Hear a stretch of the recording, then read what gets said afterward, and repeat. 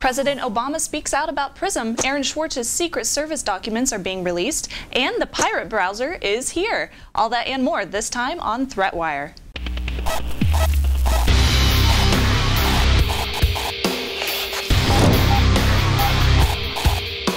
Hello, welcome to ThreatWire. I'm Darren Kitchen. I'm Shannon Morse. And this is your summary of what's threatening security, privacy, and our internet freedom. And there's a lot of it this week. Now, due to outcries from the U.S. citizens, not to mention the entire world, U.S. President Barack Obama discussed the need for the government to be more transparent and for broad reviews of programs to happen in the realm of surveillance activities. Obama stated that it is right to ask questions about surveillance, particularly as technology is reshaping every aspect of our lives. He also denied that the reform was decided after Snowden's leaks. The review was going to happen, but the leaks had created a much more rapid approach. According to the president, the review started in April before press released information detailing the NSA's programs on surveillance. He did explain that Section 215 of the Patriot Act would need to be reformed due to the collection of phone records and data, but it was an important tool in our effort to disrupt terrorist plots. Now, with that would also be a review of the Foreign Intelligence Surveillance Court handlings for a fair look at both sides of the security argument. Security concerns versus, of course, civil liberties. Now, President Obama also wanted to create a task force with the sole job of civil liberties and privacy concerns. With all of the promises, though, some groups were not as impressed. For example, ACLU Executive Director Anthony D. Romero says the president must work with members of Congress to reform all surveillance programs, not just the collection of phone records. The review board will be established by the Director of National Intelligence, James Clapper. The board, to be called the Director of National Intelligence Review Group of Intelligence and Communication Technologies, that's the worst name ever, will review the United States employment of technologies to determine if they protect our national security as well as obeying other policies. Now, this is the same man who, in March, is quoted as telling the Congress that the NSA does not collect any type of data at all on millions or hundreds of millions of Americans. Yes, and then we all lived happily ever after and had cake. Except for not, and then the first 100 pages have been released from the United States Secret Service on Aaron Swartz, detailing a confirmation that the Secret Service was interested in a guerrilla open access manifesto by Swartz and other activists. Now, his manifesto advocated civil disobedience against copyright law and his philosophy for being unhindered by copyright as a moral imperative. Now, back in February, it was believed that the government was planning to use this information as evidence in his trial. The document also describes a search on Swartz's home from February 11th, 2011, a search that happened actually over a month after his first arrest and release. Now, Kevin Polson, a journalist for Wire.com, states that these documents are being released under his lawsuit regarding the Freedom of Information Act against the Department of Homeland Security. The documents, totaling over 14,000 pages, will release over the course of the next 6 months. Obviously, it'll take that long to get through that many pages. It's a lot to read. Now, last week we asked you what you think of Tor. Do you use it, and does it keep your network secure from prying eyes?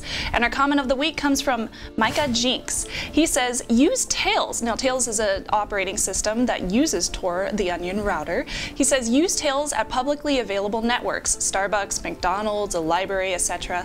That way, even if you are somehow compromised, your identity is not. However, it sounds like if you are just trying to anonymously browse the clear web, then Windows will not be a problem. After all, who puts Tor identifying malware on a clear web? Well, I mean, I think a lot of it has to do with whether or not you're actually using Tor best practices. Yes, like, it does. You know, if you're using Tor Turning and off then, Java. Yeah, if you're using Flash and Java with Tor, you might as well not run Tor anyway. Yep. But yeah, I'm sure all of the exit nodes are the NSA at this point. Of course they are. We've known that for years. All right.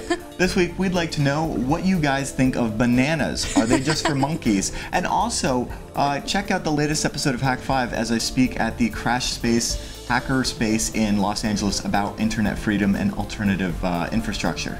That was totally an Easter egg that I wrote just for Darren. Yeah, but I do love bananas. Everybody does. Yeah, 5 except for me. D6A. Now remember, you can find all the ways to subscribe at threatwire.org, and make sure to get involved in our Google Plus community. It's really, really fun to talk to all of you guys in there, and it has continuing discussions on all sorts of stories such as these. From Trevor, a new Trojan is capable of infecting Linux machines. It's named the Hand of Thief, and it's being sold on Russian forums for as little as $2,000. It will grab form fills and will possibly include web injections in the near future. It has been tested on several different Linux machines without fail and has stolen much of the usual browser data entered by a user. How far can a piece of Linux malware make it in the wild, with the general populace of that operating system being pretty tech savvy and aware of security issues such as that? Yeah, it turns out that Linux is vulnerable. Curious, isn't it? Vulnerable is Linux. Vulnerable. Now, Fleming posted on our Google Plus community that amongst recent revelations of countries considering censorship of the internet of their citizens, Pirate Bay creators have released a new browser titled the Pirate Browser to circumvent censorship. Now, Pirate Browser includes the Tor client called Vidalia, as well as the Firefox portable browser and a custom configuration for routing around censorship and blocking of websites. I'm kind of excited to check that out. I still think Tails is the way to go, but yeah. I love Tails, I won't lie. From Keith, during a federal court briefing, Google said consumers can't expect privacy when sending messages through a third party like Gmail, and anyone who cares about email correspondence privacy shouldn't use their service. Google's brief said, just as a sender of a letter to a business colleague cannot be surprised that the recipient's assistant opens the letter, people who use web-based email today cannot be surprised if their emails are processed by the recipient's email provider in the course of delivery. Indeed, a person has no legitimate expectation of privacy information he voluntarily turns over to third parties. Now, this was Google's response to a class action lawsuit regarding scanning email for targeted ads. But it's also a very powerful message from a giant internet service provider. Yeah, how disappointing. We have transitioned over to the cloud with all of our data. It's very telling, and I find that... like, oh, go figure. Thank Surprise. You, Google. No wonder they've been telling me all this stuff about weddings, even though I didn't tell Google that I was getting married. This goes so much deeper. Anyway, with all of that. Creepy. I'm Darren Kitchen. I'm Shannon Morse. And I will see you on the internet. I will too. See ya. Peace out.